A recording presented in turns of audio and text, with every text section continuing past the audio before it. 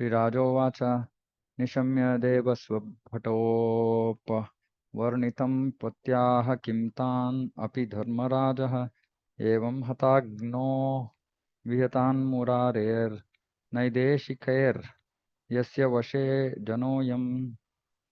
King Parikshit said, "O my lord, O Shukadev Goswami, Yamaraja is the controller of all living entities in terms of their religious and irreligious activities, but his order has been foiled. When his servants, the Yamadutas, informed him of their defeat by the Vishnu Dutas, who had stopped them from arresting Ajamila, what did he reply?" Srila Vishwanath Chakravarti Thakur says that although the statements of the Yamadutas were fully upheld by Vedic principles, the statements of the Vishnu Dutas were triumphant.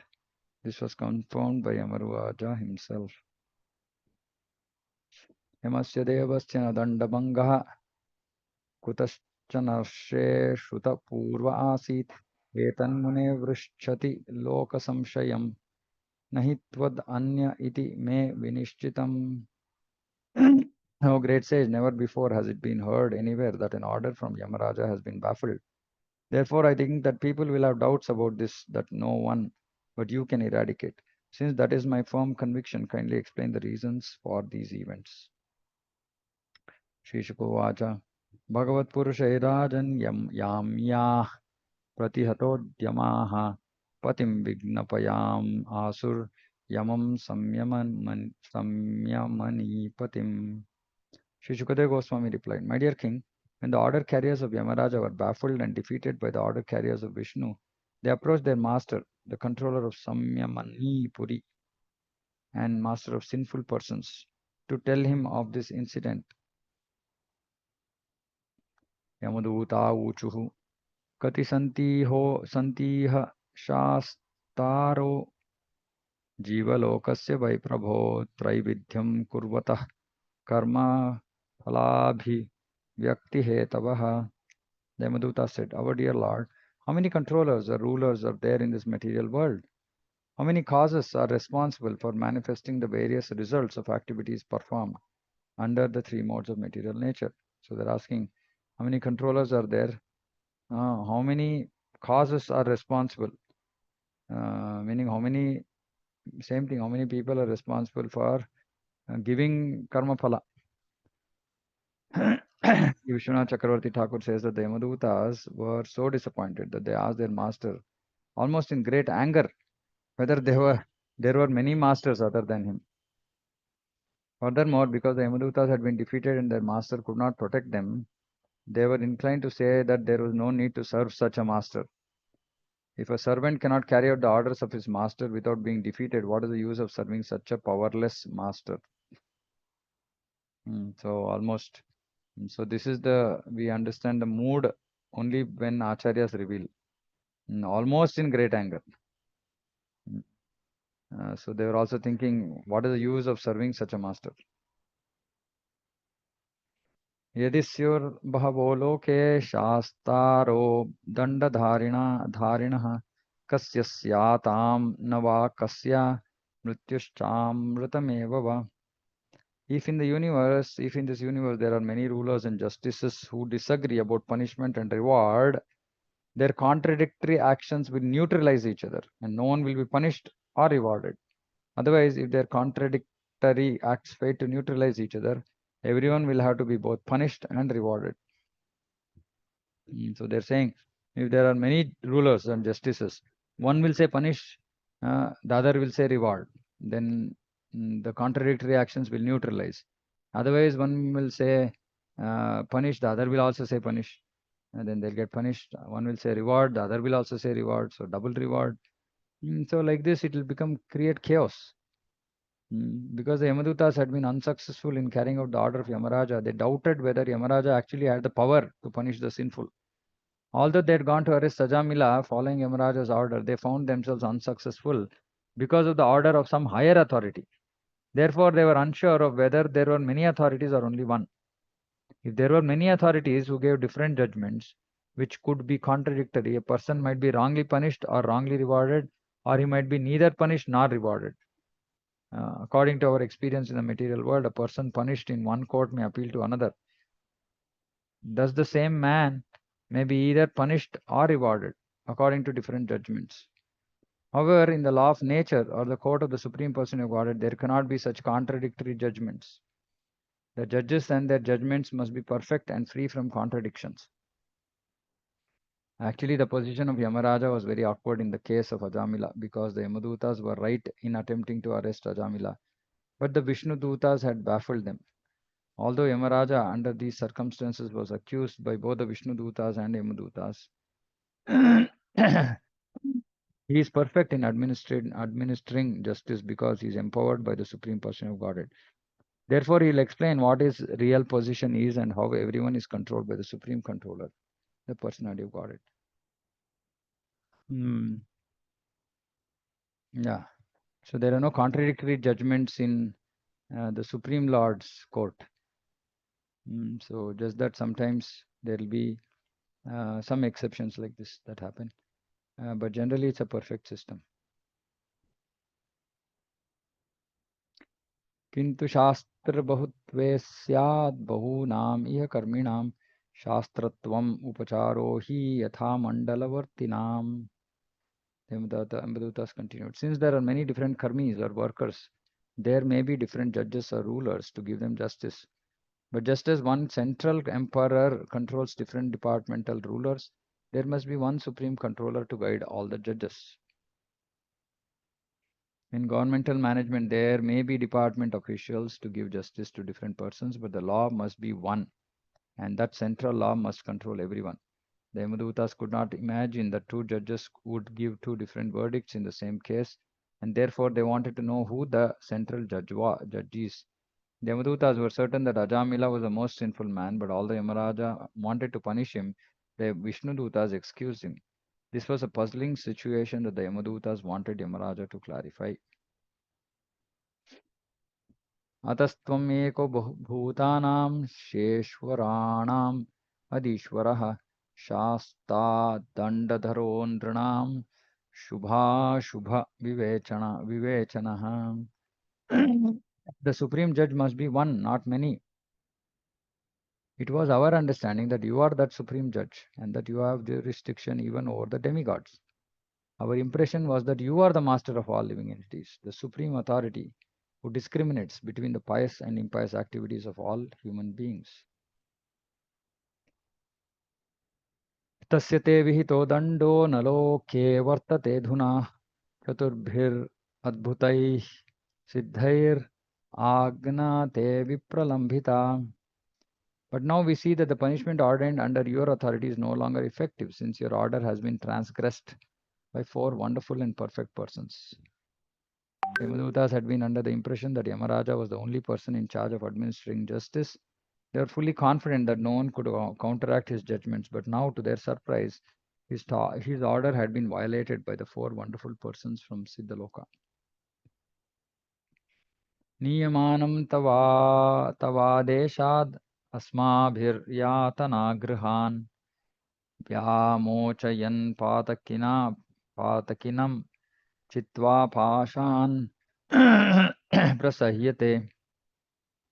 We were bringing the most sinful Ajamila towards the hellish planets following your order, when those beautiful persons from Siddhaloka forcibly cut the knots of the ropes with which we were arresting him.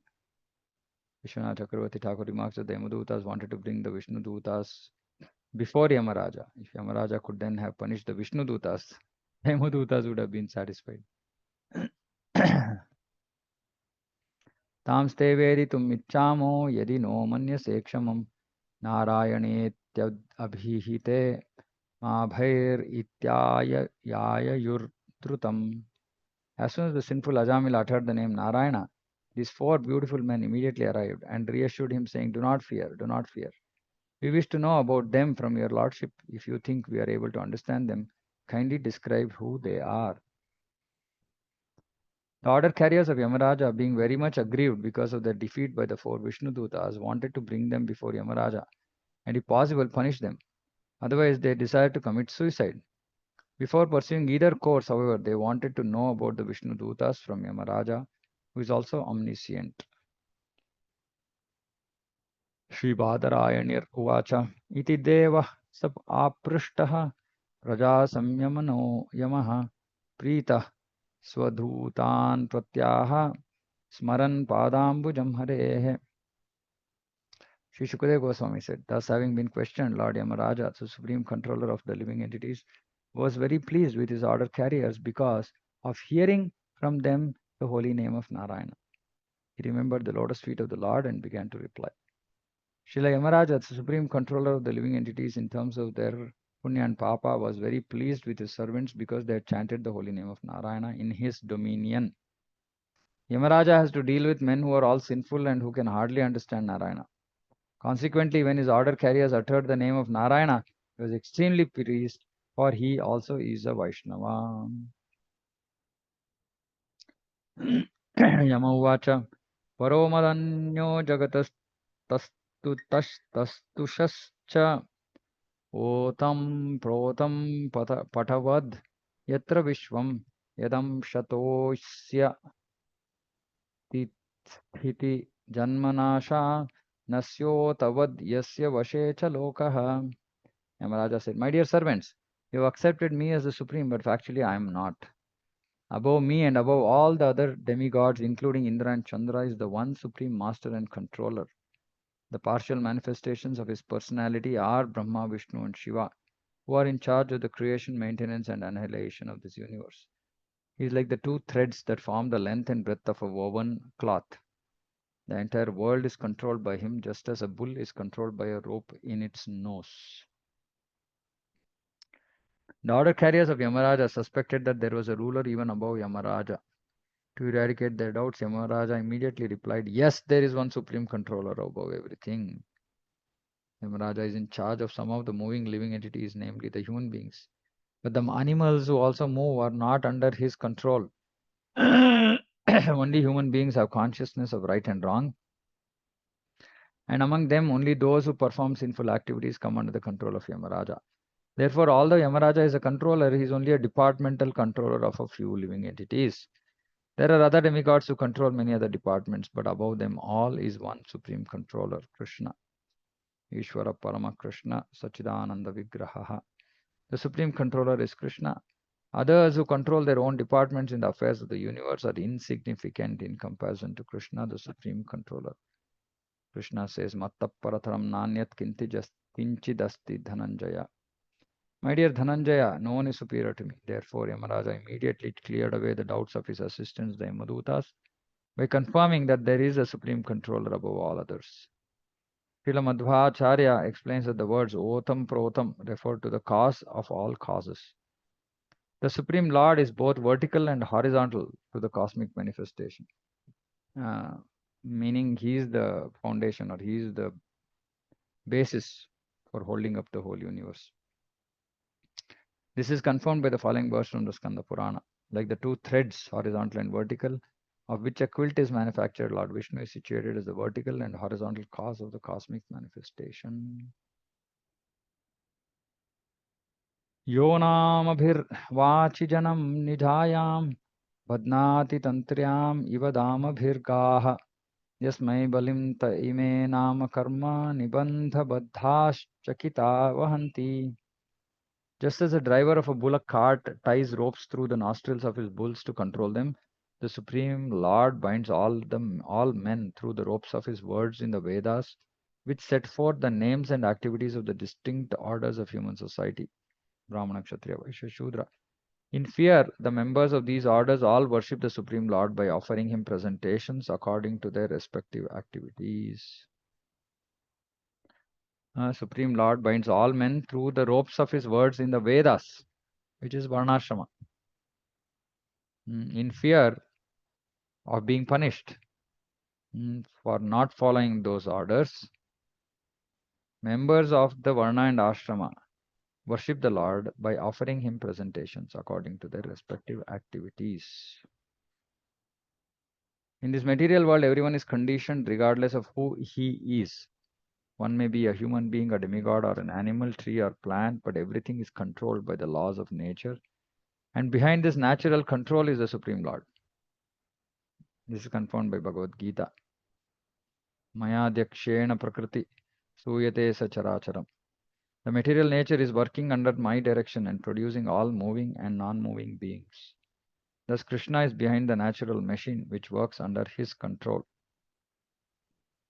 Apart from other living entities, the living being in the human form of body is systematically controlled by the Vedic injunctions in terms of the divisions of Varna and Ashrama. A human being is expected to follow the rules and regulations of Varna and Ashrama, otherwise he cannot escape punishment by Yamaraja. If one doesn't follow the rules and regulations of Varna Ashrama, then he will be punished by Yamaraja.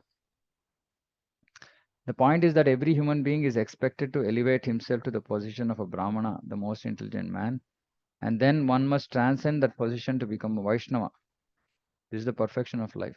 So please see, even a Kshatriya, Vaishya, Shudra have to elevate themselves to the position of a Brahmana and then become a Vaishnava.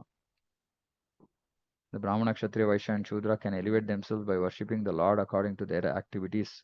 Sve sve karmanyabhirataha samsiddhim labate naraha. The divisions of Varna and Ashrama are necessary to ensure the proper execution of duties and peaceful existence for everyone. But everyone is directed to worship the Supreme Lord who is all-pervading. The Supreme Lord exists vertically and horizontally. And therefore, if one follows the Vedic injunctions by worshipping the Supreme Lord according to one's ability, his life will be perfect. Ata pumbir dvijashrestha varnashrama vibhagashaha vanishtitasya dharmasya samsiddhir haritoshanam. O best among the twice born, it is therefore concluded that the highest perfection one can achieve by discharging his prescribed duties, dharma, according to Varna and Ashrama, is to please the Lord Hari. The Varnashrama institution offers the perfect process for making one eligible to return home back to Godhead, because the aim of every Varna and Ashrama is to please the Supreme Lord. Samsiddhir Haritoshanam. One can please the Lord under the direction of a bona fide spiritual master, and if one does so, his life is perfect. The Supreme Lord is worshipable, and everyone worships him directly or indirectly. Those who worship him directly get the results of liberation quickly, whereas the liberation of those who serve him indirectly is delayed. Yeah, indirectly is through demigods, through atheism, through materialism, everything is indirect worship of the Supreme Lord. And eventually they have to come to the direct worship. The words Namabhir Vachi are very important in the Varnashrama institution. There are different names. Brahmana, Kshatriya, Vaishya, Shudra, Brahmachari, Grihastha, Vanaprastha, Sannyasi. The Vedic injunctions give directions for all these divisions. Everyone is expected to offer obeisances to the Supreme Lord and perform duties as indicated in the Vedas. So Prabhupada so clearly in multiple purports actually explains the need for Varnashrama. But somehow we still don't understand or accept the importance of this Varnashrama institution. The whole idea is to be able to worship the Supreme Lord. Now, one might ask, saying that, okay, then if somebody has to worship the Supreme Lord, they can directly come to Bhakti. But what is the answer to this? Why then is Prabhupada talking about Varnashrama? Any thoughts? So my question is that Varna and Ashrama system also are meant, they give directions to worship the Supreme Lord. Bhakti also means worshipping Supreme Lord. So then why Varnashrama is required? Why not directly just give Bhakti? Which is what most people in ISKCON think that why Varnashrama, it's not relevant for us. Anybody? Hare Krishna, Prabhuji. Yeah. Pranam Mataji. Prabhu, like just 3 days back, I had asked a senior devotee, like when Arjuna, like heard the Bhagavad Gita from the Lord Krishna, then why did he lament? You say, don't get attached, don't get this. And when Abhimanyu was killed, he lamented. And then on, like Bhima's, they even punished Ashtadhama according to this thing. So he told me, he says, Mataji, you have to follow, like, okay, this is like the Lord doesn't say, we don't say you don't have emotions or you don't have attachment. But like if you follow the Bhagavad Dharma, I mean, I don't know if I will be able to explain it well. He says when you follow the Bhagavad Dharma, you follow when you follow the Brahma, there's 4 ashramas, then you'll realize that that when you follow brahmacharya, this thing, then you come to the grasta. I mean, in the grasta, the renunciation. Then you see how the renunciation is slow, how it follows, and then how detachment follows while doing your prescribed duty, and then how ultimate renunciation follows. So he says the four ashram is very, very important. That is Okay. why we are not able to get detached. We are still emotionally involved. We do not the prescribed duties, and we are not able to Yeah. follow, like, why we are so attached. I Yeah. don't know if I'm Yeah. able to get across the Yeah, no, point I'll to you, explain. Prabhu. I think, Yeah, yeah. yeah. Thank you, Prabhu. But Actually, yeah, yeah. So that's Hare one of the Krishna. reasons, right? See, the whole idea of Varnashrama is to Varnashrama guidelines give human beings a way of life which is not self-centered, and there are rules and regulations in Varnashrama. And these rules and regulations are actually taught from when children are small. Like, for example, from childhood, it's like part of how you grow up. Varnashrama is a way of growing up, right? And in this, the focus is always to please authorities, right? So eventually, like everybody used to have a Kula Guru, right? There used to be a Guru at home. And everybody was taught to say, you have to please the Guru by doing whatever he says. Now, whether they understand why something has to be done, whether they don't understand why something should not be done, etc., they used to just do things to please Guru, number one. Number two, Guru always used to tell them to do things which would please Krishna, or Vishnu, right? So what used to happen is from the beginning, children used to be trained to live a selfless life, to live a life which was offered for the pleasure of Guru, for the pleasure of Vishnu. Now, though it is not bhakti, it's not bhakti. Bhakti means there is bhava. There's no bhakti in Varnashrama necessarily, right? There is just willingness to follow rules. And because they keep doing this, worshipping, like this is Vaidhi Bhakti, eventually, then they will also, because there's Bhagavata Dharma, and then they will also hear, because they have also been taught to respect, sannyasis and, saints, santas, etc. So then some devotee will come and speak about the Lord, and they'll get attracted because they have the culture. They have that culture. Right? So now the Varna Ashrama is the foundation of the culture of human beings. Right? It gives us a way of life. Unfortunately, because we are not following this, we don't know what is the way of life, how we should live life. And thereby we live a very self-centered life, which means attachment. Mm. So there are multiple things. I mean, which is why Varnashrama is so critical even for devotees. Of course, it is important for non-devotees, because non-devotees, we cannot come to pure devotion. See, when we talk about bhakti, we actually talk about only pure devotion, not mixed devotion, right? And Varnashrama allows for mixed devotion. So this karma yoga, karma mishra, all this is Varnashrama, not bhakti. As in the bhakti means pure devotion without any desire. Right? So people cannot come to this bhakti. So now when they will be in Mishra stage, how to make sure that they don't do wrong things? Varnashrama is there. Right? So they will be offering things to Krishna. They will be, like offering bhoga, honoring prasadam, using their earning for doing certain festivals, celebrating certain festivals, etc., etc. All this is just normal part of Varnashrama. And they will also, another important thing is what they should not be doing, which Varnashrama will instructions are there. So which means they will not live a sinful life, they will live a cultured life, they will offer things to Krishna, which are all indirectly or they're all stepping stones to bhakti. And bhakti basically means anyavilashita shunyam. And with some love and affection, right? Where there is no desire or propensity to do any work, karma, for ourselves. All karma is done just for the pleasure of the Lord.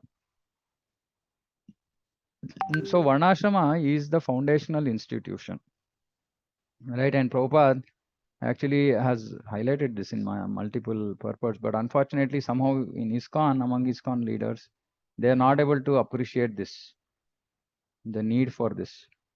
And that we will see as devotees make progress, only we will understand, how we are getting stuck in the material world. Like Mataji said, one aspect is detachment. It doesn't come by itself, right? So if there aren't any rules, regulations that we are going to follow, these things are not going to happen just like that. And those things are required because otherwise we can't go to Krishna. So Varnashrama will help, not it will, like some people say that Varnashrama is like a deterrent. It prevents us to performing bhakti. No, it actually helps us to perform bhakti better, as per Shastra. Whimsical, performing something called bhakti whimsically, that can be done anyhow. That doesn't require any rules and regulations. Neither is it authorized. But unfortunately, today we think that this is all okay. So yeah, Varnashrama is very, very important. So here Prabhupada also is highlighting this, that ultimately it's all for the worship of the Supreme Lord. Mm, all worship the Supreme Lord. That is the whole idea of uh, human life. अहं महेन्द्रो निर्रतिः प्रचेताः सोमोऽग्निरीशः पवनो विरिञ्चिः आदित्यविश्वे वसवोऽथ साध्या मरुद्गणा रुद्रगणाः ससिद्धाः अन्ये च ये विश्वसृजो मरेशा भृग्वादयोस्पृष्टरजस्तमस्काः यस्येहि तं न विदुः स्पृष्टमायाः सत्त्वप्रधाना अपि किं ततोऽन्ये.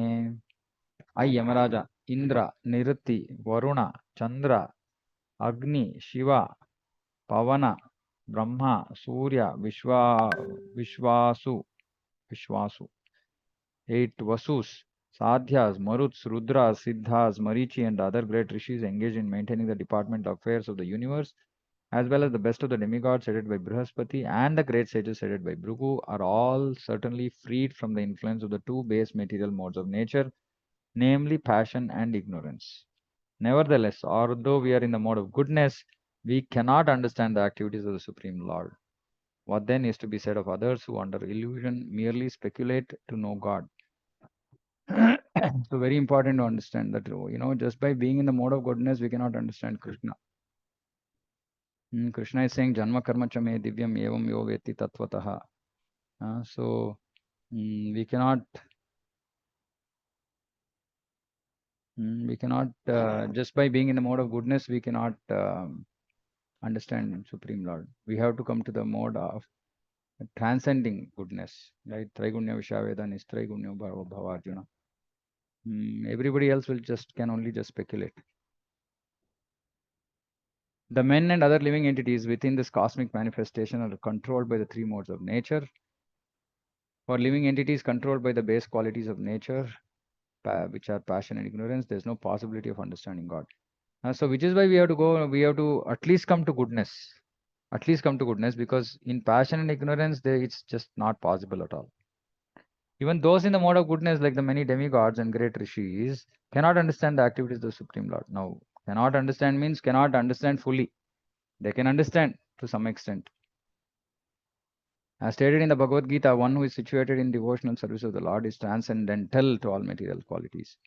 Therefore, the Lord personally says that no one can understand him but the bhaktas, who are transcendental to all material qualities. Bhaktya mam abhijanati. As stated by Bhishma Deva to Maharaja Yudhishthira and Srimad Bhagavatam, Nahi asya karhijit rajan puman veda viditsitam yad vijignasaya yukta muhyanti kavayopihi. O king, no one can know the plan of the Lord. Even though great philosophers inquire exhaustively, they are bewildered. No one therefore can understand God by speculative knowledge. Indeed, by speculation one will be bewildered. Manushyanam sastreshu kaschid yatati siddhaye yatataamapi siddhanam kaschin mam vetti tattvataha. Among many thousands of men, one may endeavor for perfection, and even among the siddhas, Those who have already become perfect. Only one who adopts the process of bhakti, devotional service, can understand Krishna. Again, this bhakti devotional service, specifically with respect to Krishna, is Raganuga Bhakti. But Vaidhi Bhakti can help us understand Vishnu, Narayana, but not Krishna. For Krishna, for us to understand Krishna, we have to come to Raganuga Bhakti. There's no other way.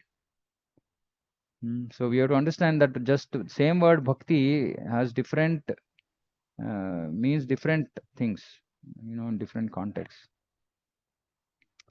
So again, so the whole point is that we have to somehow come to this, elevate ourselves to higher platforms of bhakti, and give up the lower platforms. Vishya vinivartante niraharasya dehinah rasavarjam rasopyasya param drishtva nivartate. So we have to experience higher taste.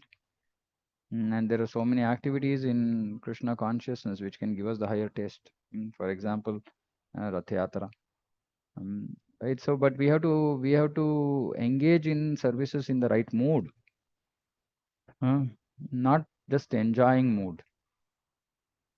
That enjoying mood will give us some kind of happiness, temporary happiness, but it will not sustain. So, one who actually adopts the process of pure bhakti, his happiness is sustained. And then he can understand Krishna. So very important. So somehow we have to, like I was saying on our yatra, I was saying, simplify life. This is very, very important. If we simplify life, then we can move forward. If we keep our life complicated, then it's going to be difficult.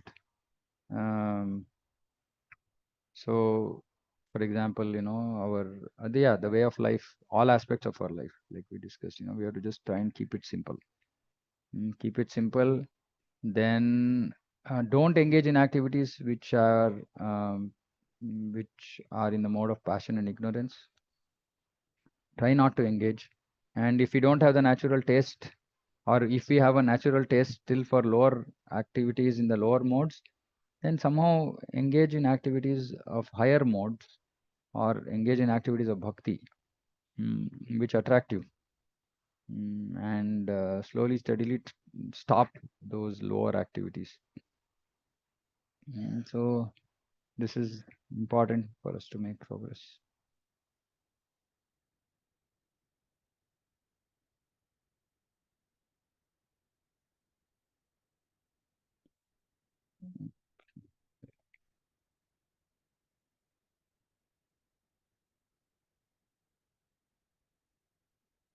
Okay, so I think stop here. Multiple verses are going to describe the same concept. So anyway, so he's starting off saying that nobody can understand.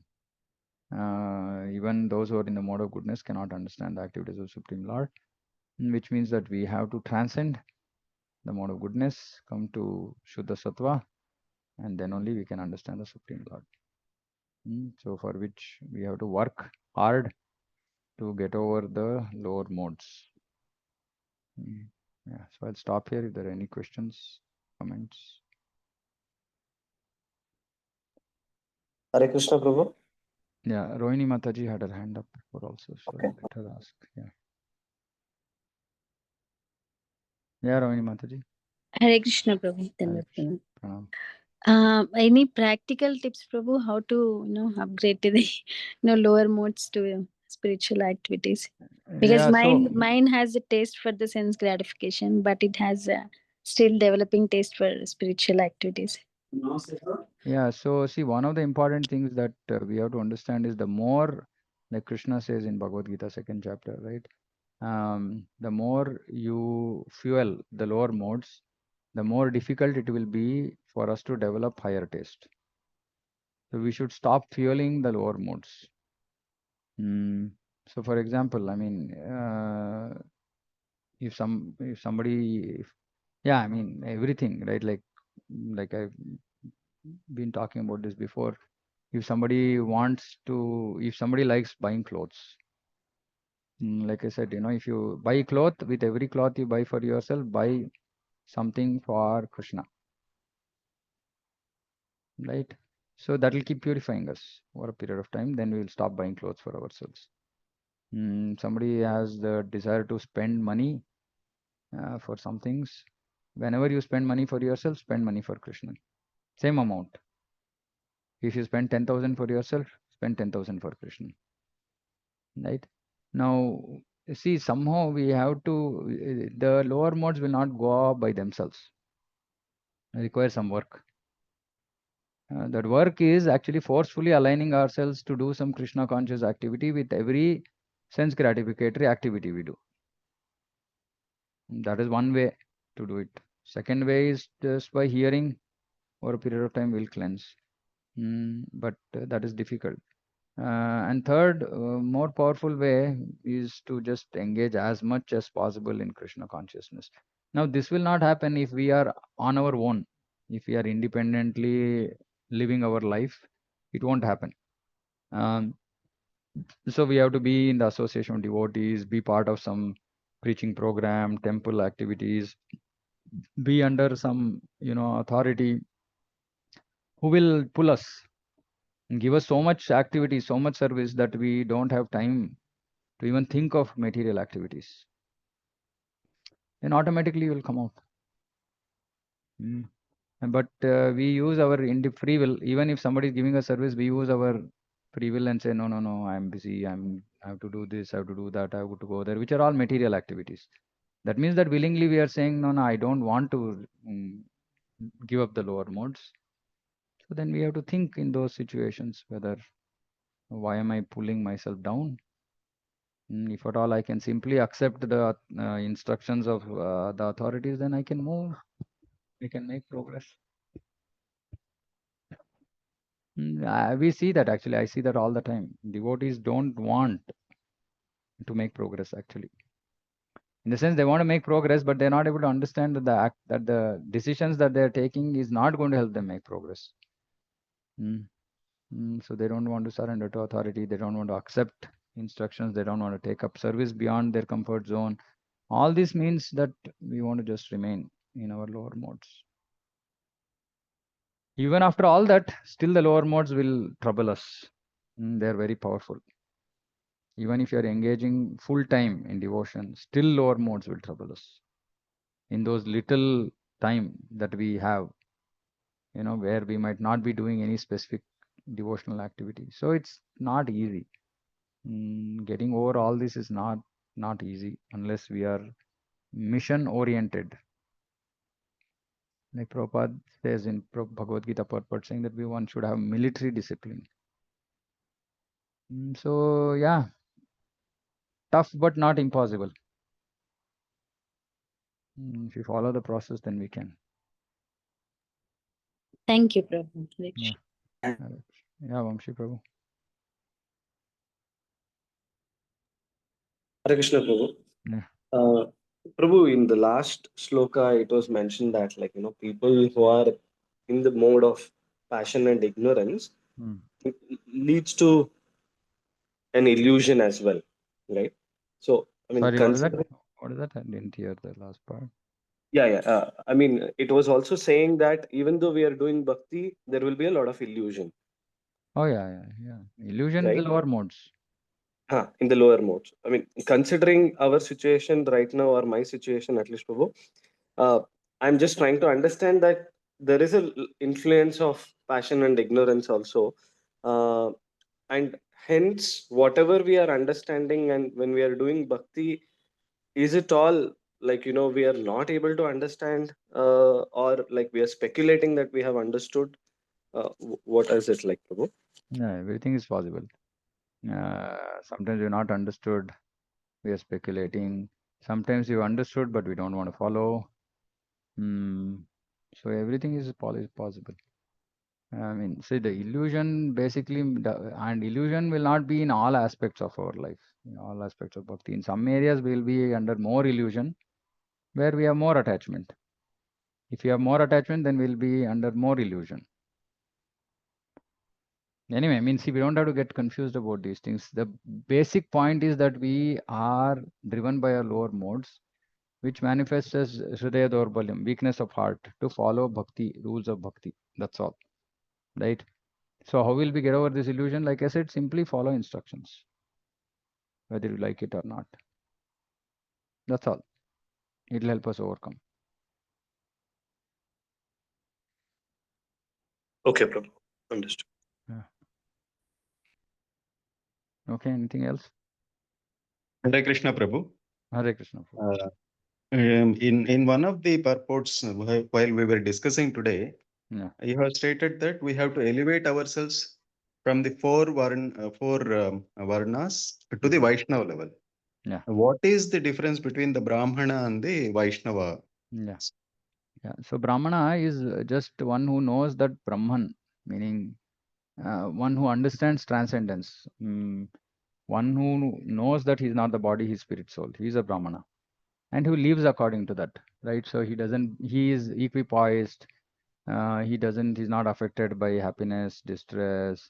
He doesn't bother too much about his body and his bodily needs. All this is Brahmana. And of course, he knows also that there's a supreme Lord, etc., etc. Right? But in Varnashrama, the Brahmanas don't only worship Vishnu. Because they don't have a taste to worship Vishnu, so they will worship other demigods and so many other things.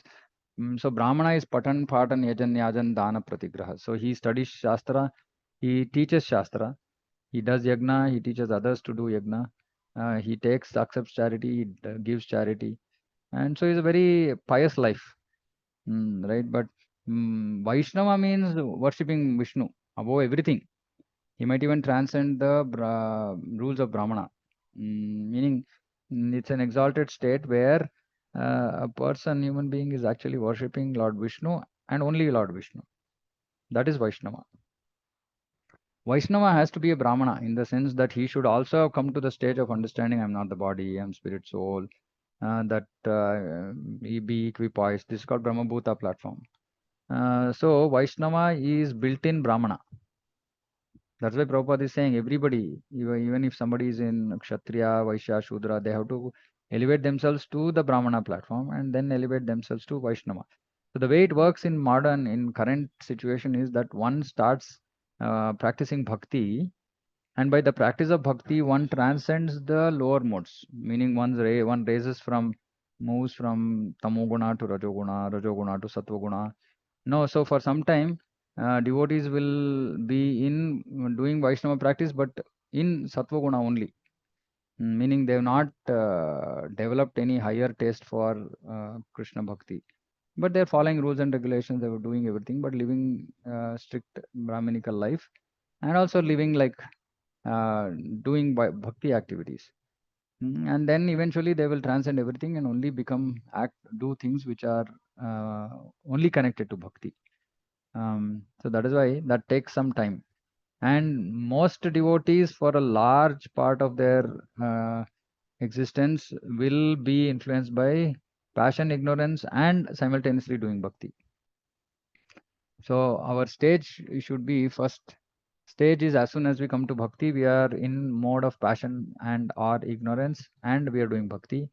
Then slowly we have to move from passion and or ignorance to predominantly goodness, and also parallelly do bhakti. Eventually we should raise above that goodness and do only bhakti. So which means only doing things anyabilashita shunyam, without any desire, just for the pleasure of Guru and Krishna, and nothing else. Right? No work, no nothing. Right? Just pure devotion. Navavida bhakti, Shravanam, Kirtanam, Vishnu Smaranam, Padasevanam. So then he becomes a Vaishnava. That okay? Thank you. Thank you. True. Yeah. Okay. Anything else? Okay, then we'll close here. ग्रंथराज Shrimad Bhagavatam की जय, जगत गुरु शिल प्रभुपाद की जय, वांछा कल्पतरुभ्यश्च कृपा सिंधुभ्यो च पतितानां वैष्णवेभ्यो नमो नमः, अनंत कोटि वैष्णव की जय. Hare Krishna. Hare Krishna. Hare Krishna. Prabhuji, thank you. Hare Prabhuji,